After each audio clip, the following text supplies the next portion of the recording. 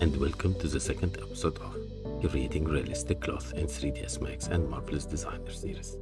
In this episode, we will retopologize the harem paints we created in the previous episode. And by the way, if you didn't watch it, I will leave the link of the previous episode for you in the description below. Now we need to create a low poly model from the high poly model of the paints we created in episode 1. And we will use Marvelous Designer for this process. Then we will export the low and the high poly model from Marvelous Designer into 3ds Max to start editing the low poly model and unwrap its UVs, to prepare it to be exported into Zbrush to project the fine details from the high to the low poly model. So let's get started. Now we are in Marvelous Designer, and here we have our harem paints we created in previous episode. And now we want to create a low poly model from this high poly model here in Marvelous Designer just by using these two options, create topology and edit topology. Start by creating topology on this pattern, and since we had created this pattern using symmetrical pattern, creating a topology on this pattern will create the same topology on its symmetry. Then just go to edit topology to adjust this vertex, then start adding our segments. Control Shift click 1, 2, 3, 4, 5, 6, 7, and 8. I'm counting the number of segments I'm adding to the topology because I need the same number of segments on the topology I will create here. This is because if you can see here in the 3D view, this pattern is connected to this pattern. This pattern will be welded with this pattern. Therefore, we need the number of vertices in this side to be the same as the number of vertices on this side. Therefore, we will create our topology like this. Start adding segments 1, 2, 3, 4, 5, 6, 7, and 8. Now the number of vertices on this side is the same as the number of vertices on this side. Now let's complete our topology like this. Shift click to add segments 1, 2, and 3, and the same thing here. Complete our topology.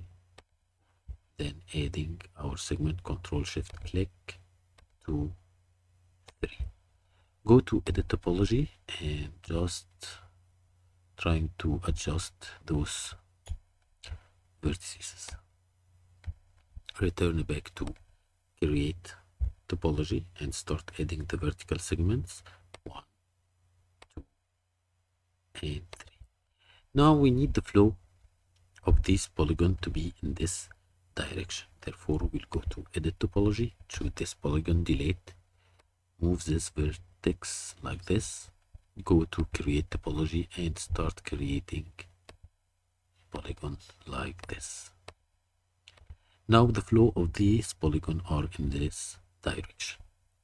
Go to edit topology, start adjusting these vertices just to have a smoother topology like this, and we need to adjust those vertices so they cover the whole pattern like this. Okay. The same thing we did here, we'll do here on this pattern. Start creating the vertical segments 1, 2, and 3. We also need this polygon to have a flow in this direction. Therefore, we'll select this polygon, move this vertex here, then create another polygon like this and like this. Now we have this polygon in flow in this direction and we want it. Go to edit topology and start adjusting the position of these vertices just to have a smoother topology like this. Now we need to create the topology for the west belt. Before I start creating, the west belt will be connected to these 4 parts. Therefore, we need 4 parts in the west belt that will be connected to these 4 parts. We'll start by the first division or the first part like this. This part will be connected with this part. Here we have 1, 2, 3, 4, 5 vertices, and therefore we need 5 vertices from this vertex to this vertex. So start adding our segment 1, 2, and 3. Now we have 1, 2, 3, 4, 5. 5 vertices, the same as the 5 vertices on this part. Repeat the same process here. Start adding our segment, Control Shift 2, 3. Repeat it again like this. 1, 2, and 3, and the last one.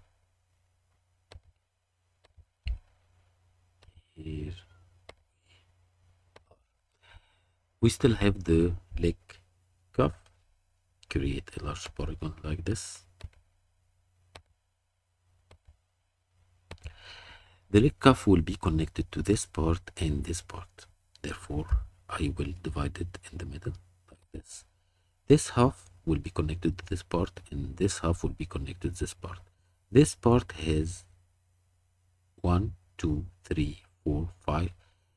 It has 5 vertices, and therefore we need 5 vertices from here to here. For shift click, add segment 1, 2, and 3. And the same thing here, 1, 2, and 3. And here it is done. Go to any empty space here and right click and choose remesh all and duplicate. Now we have created our low poly model. Go to the pattern mode, select the low poly model down here, create a new fabric, change the color of this fabric to something like green, like this. Choose our high poly model and assign the new fabric to it, fabric 3. Now if you look at the 3D view, the green is the high poly model and white is the low poly model. Let's go to wireframe mode. As you can see, the high poly model is made of large number of triangular polygons, while the low poly model is made of a very low amount of quads. But as you can see, the low poly model does not follow the curves and the flows and the fluffiness of the high poly model. Therefore, this type of very low poly model is very suitable for game assets.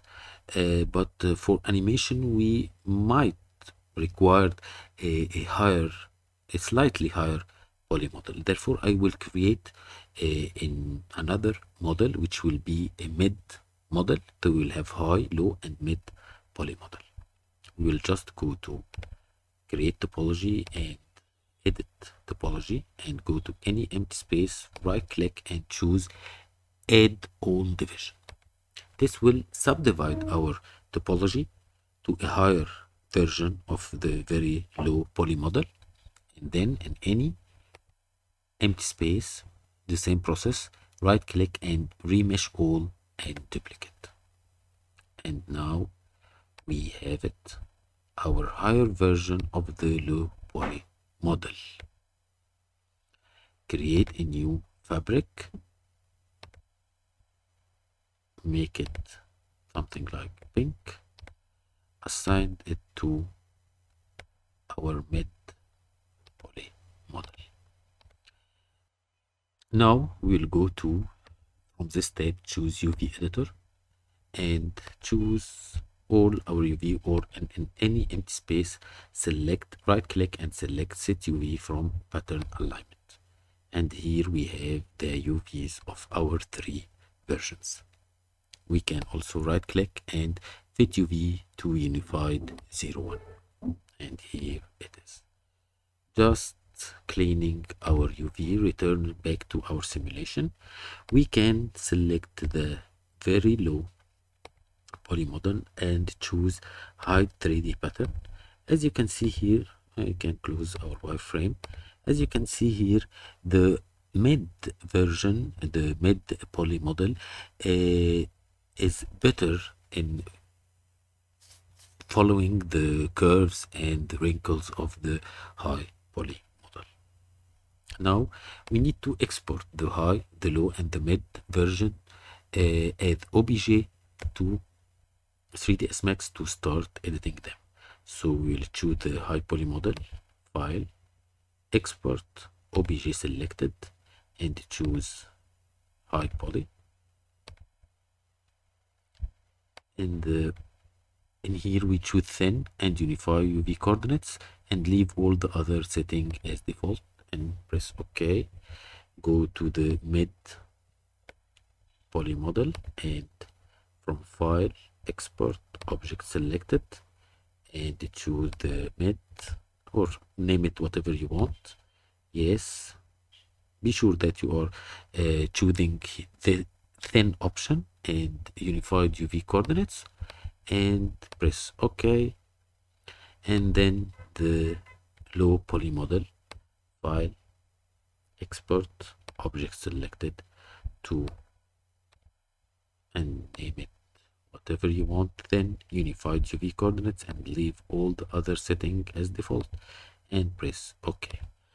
Now we will import these models in 3ds Max and start editing them. See you there. Now we are in 3ds Max and I have imported our high poly model, mid poly model, and our low poly model.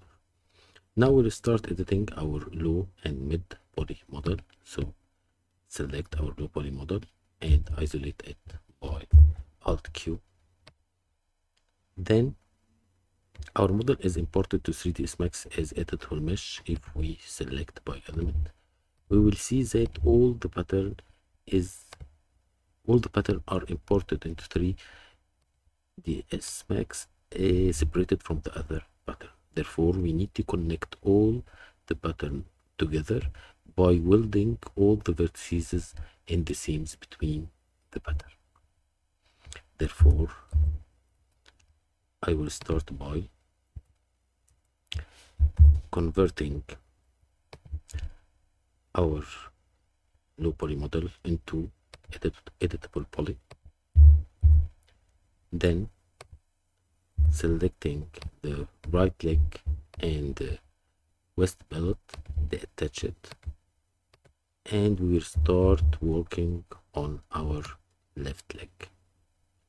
As you can see, select vertex mode, then start selecting vertices, right click and choose weld. I will increase the threshold like this, hit OK. I will enable ignore back facing, so when I select vertices facing me, it won't select the hidden ones. So select the vertices in the same and weld.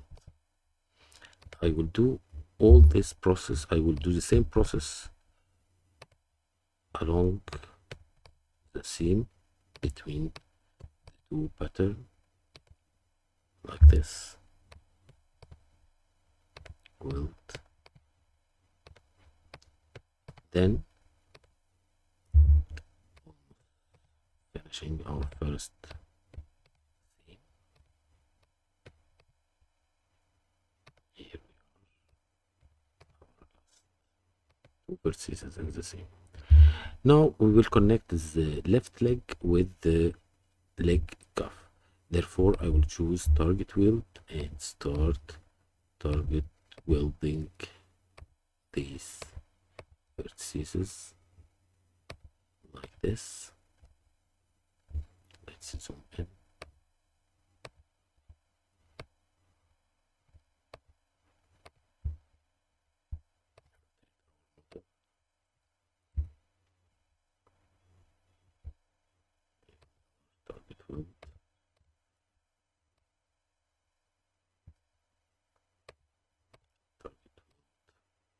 think we will have here 4 vertices, like right 4 vertices. We select them all and weld, and our last 2 vertices select and weld. I will do the same process for this seam. I will weld all the vertices in this seam, and I will finish our left leg, and we will be back soon.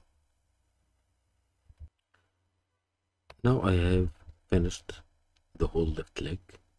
To check that I have closed all or connected all the seams, I will go to border mode and select all by Control A. As you can see, I have only borders in places that should be a border right now. So I have closed all the seam and connected the cuff with the leg, and everything is moving well. So let's exit to isolate mode and select the rest of the low poly mode, and then we will select the west billet, the attach, and then select the left and the billet and attach the left leg with the billet. And now I will start connecting the billet with the left leg using target weld like this.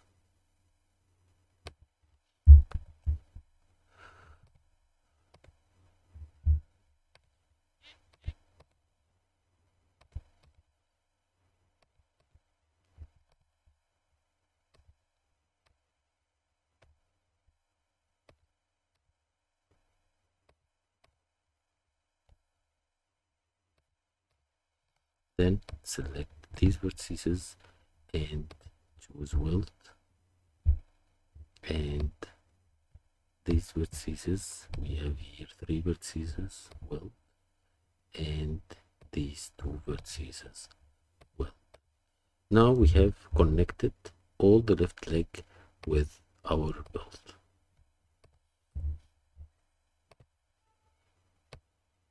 Now exit isolation mode and select our right leg. We will start welding all the vertices in this seam and this seam, and then connect the leg with the cuff, and we will be back soon. Now I have finished the right leg, and by selecting all borders I check for any vertices I haven't welded, and everything is perfect. So exit isolation mode and select the whole low poly model and connect our left leg with our right leg and start welding the remaining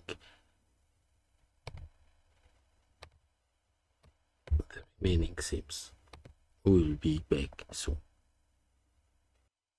Now I have finished connecting all the pattern parts and weld all the vertices in the seams. Let's go to the border mode and select all and see if there is any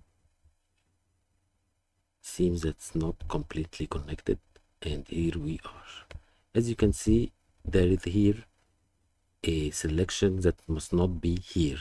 This means that we have a vertices here that is not welded together.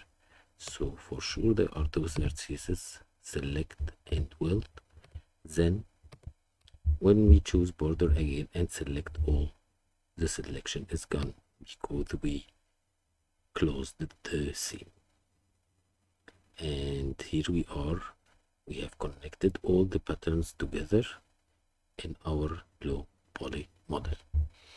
Now we'll start unwrapping our low poly model by applying unwrap UVs modifier. Then open UV editor. We will find the same UVs we created in Marvelous Designer. I will create a checker map. Select, yes, I am a V-Ray guy, V-Ray material.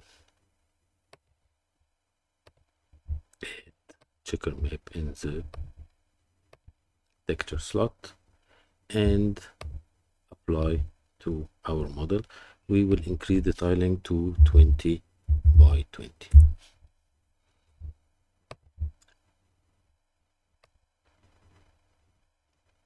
Here we can see that like here in this rectangle, this square, it is stretched. So that's mean that we need to make another unwrapping here in 3ds Max. Therefore, we'll start selecting our parts by, we'll use select by element to select the whole part and go to palette map, start palette and start relax, stop relax, commit, and it's done.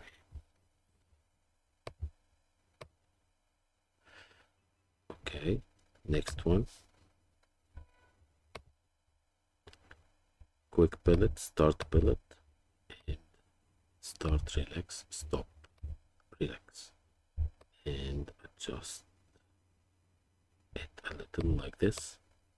I will complete the rest and we will be back soon. And we are back, and I have finished unwrapping all the parts of our paints and normalized back them in the UV editor, and unwrapping our low poly model is done. So exit isolation mode, and we'll do the same process we did on our low poly mode on our mid poly mode, and I will finish it completely and we will be back soon. Now I have completely finished editing my low and high poly model, completely unwrapping their UVs here in 3ds Max, and all my models are ready to be exported to Zbrush. In next episode, we will export our model to Zbrush, project the fine details from the high poly model to the mid and the low poly model, creating displacement map and normal map. A lot of information waiting for you in the next episode. So if you like our videos, please like and subscribe to our channel, and see you later. Bye.